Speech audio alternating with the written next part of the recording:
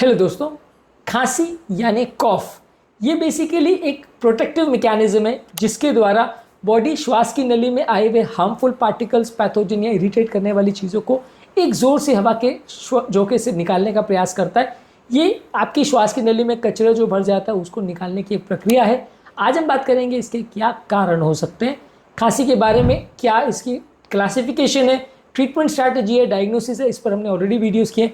आज बात करेंगे इसके कारणों के बारे में, क्योंकि किसी भी बीमारी में उसको ट्रीट करने के लिए ज़रूरी होता है कि उसके कम कारणों को समझे। जब तक हम बीमारी के कारण को नहीं समझते तब तक बीमारी को ट्रीट करना मुश्किल होता है, क्योंकि हर कारण का अलग अलग ट्रीटमेंट डिसाइड हो सकता है। टॉपिक पर जाने से पहले जो लोग हमारे चैनल पर नए हैं उन्हें रिक्वेस्ट करूँगा कि चैनल को सब्सक्राइब करें, वीडियोज़ को लाइक करें, शेयर करें, फॉलो करें, कमेंट करें, पूरा देखें। सबसे पहले हमें ये समझने की ज़रूरत है, खांसी एक प्रोटेक्टिव मैकेनिज्म है। जैसे कि बुखार होता है या जैसे कि कोई छींक होती है, ये बेसिकली एक प्रोटेक्टिव मैकेनिज्म है जो कि अलग अलग तरह के प्रॉब्लम्स की वजह से हो सकता है। तो इसके कारण बहुत वेरिड हो सकते हैं, बहुत छोटे से लेके बहुत बड़े और बहुत डेंजरस कारण भी हो सकते हैं। तो इसलिए इसके कारणों को क्लासीफाई करना ज़रूरी है।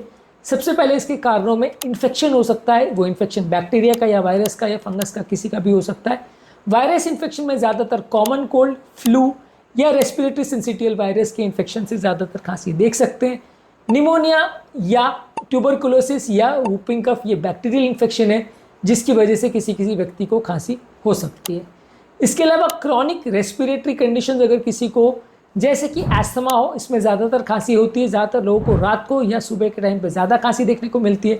इसके अलावा क्रॉनिक ऑब्स्ट्रक्टिव एयरवे डिजीज़ जैसे कि क्रॉनिक ब्रोंकाइटिस और एम्फाइसीमा की बीमारियों में भी अक्सर खांसी देखने को मिल सकती है। इसी की तरह से गैस्ट्रोइसोफेजियल रिफ्लक्स डिजीज़ एक ऐसी बीमारी है जहाँ पे लोगों को बार बार जो है मुंह में एसिड आता है। ये एसिड जब आपकी श्वास की नली में चला जाता है तो श्वास की नली और लैरिंजियल एरिया को इरिटेट कर सकता है, जिसकी वजह से व्यक्ति को खांसी आ सकती है। तो लंबे समय तक अगर किसी को गैस्ट्रोइसोफेजियल रिफ्लक्स डिजीज़ है तो वैसे व्यक्ति को भी खांसी आ सकती है। ज़्यादातर ये सूखी खांसी होती है। इसके अलावा एलर्जी की वजह से भी लोगों को खांसी आ सकती है, अलग अलग तरह के कारणों से। अगर कोई ऐसा पार्टिकल या ऐसी कोई चीज़ है जो आपकी नासिकाओं को, नेजल पैसेज को इरिटेट करता है, तो उसकी वजह से भी लोगों को खांसी आ सकती है।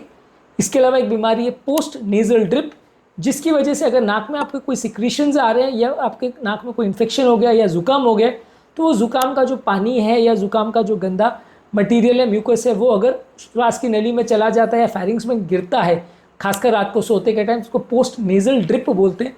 इसकी वजह से भी आपकी जो फेरिंजियल रीजन है या आपका जो गला है वो इरिटेट हो सकता है, जिसकी वजह से खांसी आ सकती है। इसके अलावा कुछ दवाइयों के इफेक्ट से भी खांसी आ सकती है, खासकर AC inhibitor group of medicine. ये बेसिकली ब्लड प्रेशर के लिए दी जाने वाली या हार्ट फेलियर के लिए दी जाने वाली दवा है। किडनी के पेशेंट्स में भी ये दवा दी जाती है। इस दवा के साइड इफेक्ट से लोगों को सूखी खांसी होती है। अगर ये दवा आपको चल रही है तो ये हिस्ट्री पूछना ज़रूरी है, क्योंकि ये दवा से सूखी खांसी होती है और जैसे आप दवा बंद करते हो ये अपने आप ठीक हो जाती है। इसके अलावा कुछ एनवायरमेंटल इरिटेंट्स जैसे तंबाकू अगर आदमी को एक्सपोज हो तो उसके प्रेजेंस से भी लोगों को खांसी आ सकती है। इसके अलावा यदि आपको पोल्यूशन का बहुत ज़्यादा एक्सपोजर है, धुएं का, धूल का या कोई केमिकल का एक्सपोजर है, तो वैसे व्यक्ति को भी खांसी आ सकती है। तो ये आपका कॉमन कारण हो सकता है जिसकी वजह से व्यक्ति को खांसी आ सकती है। इसके अलावा अगर कुछ फॉरेन बॉडीज़ को आपने इनहेल किया है तो उनके प्रेजेंस से भी खांसी ट्रिगर हो सकती है। इसके अलावा कुछ लोग को साइकोलॉजिकल खांसी भी हो सकती है, जहाँ पे कोई क्लियर कट फिजिकल कारण नहीं है, वैसे व्यक्ति को भी खांसी हो सकती है। ज़्यादातर कुछ फीमेल पेशेंट्स में या बच्चों में इस तरह की साइकोलॉजिकल कॉफ देखा जा सकता है। आज के टॉपिक में हमने बात करी खांसी के कारणों के बारे में। इसके अलावा अलग अलग टॉपिक्स में हमने खांसी के ट्रीटमेंट पर, इसके डायग्नोसिस पर और इसके अलग अलग क्लासिफिकेशंस पर बात करी है। ये वीडियोस भी ज़रूर चेकआउट करें। खांसी के बारे में आपको काफ़ी कुछ जानने को मिलेगा। टॉपिक एंड करने से पहले जो लोग हमारे चैनल पर नए हैं उन्हें रिक्वेस्ट करूँगा कि चैनल को सब्सक्राइब करें, वीडियोज़ को लाइक करें, शेयर करें, फॉलो करें, कमेंट करें, पूरा देखें।